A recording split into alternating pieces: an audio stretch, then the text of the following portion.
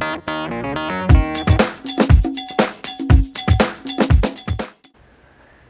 welcome to the First to the Field update for the week of July 27th, 2015. Today we're going to talk about a disease in soybeans that could potentially start showing up this time of year called sudden death syndrome.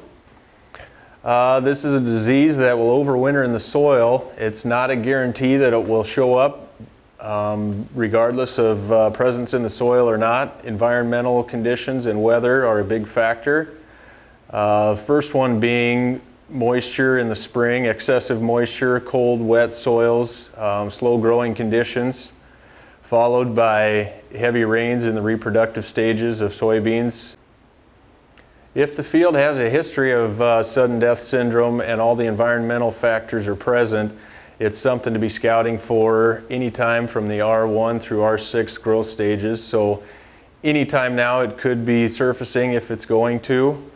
Things to look for initially would be mottling and mosaic of the leaves, shortly followed by yellowing between the primary veins and eventual browning and dying of the leaves. It looks similar to some other diseases like brown stem rot. The differences would be in the stem itself. The stem of a plant infected with SDS could be brown to yellow on the outside, but if you broke open the inside, the pith would still be healthy and white, whereas brown stem rot would be brown, the pith would be brown. On a year where you have good growing conditions in the spring and the beans grow rapidly after emergence, likelihood of infection is low. A year like this, we had a colder spell after emergence or right around emergence, and the plants can be affected as early as a week after emergence. So it is possible with the conditions we had this spring that the fungus was introduced to the roots. With that being a possibility, heavy rains here during the reproductive stages would have to take place for this to continue to develop. We did have some good rains last week, so it's a possibility. Check low-lying areas, poor draining areas first, areas with compaction that will drain slower than the good areas of your field. When you first see SDS in your fields, it will probably be confined to smaller areas, like we mentioned before, the poorly draining areas and compacted areas. But it overwinters in the soil, so over the years, the areas will grow to eventually take over the whole field. Rotation to corn is not an effective management tool.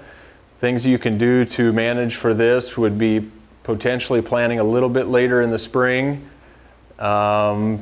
choosing resistant hybrids, and there are also seed treatment options available now that have proven control of sudden death syndrome. Remember to keep scouting your fields for northern corn leaf blight.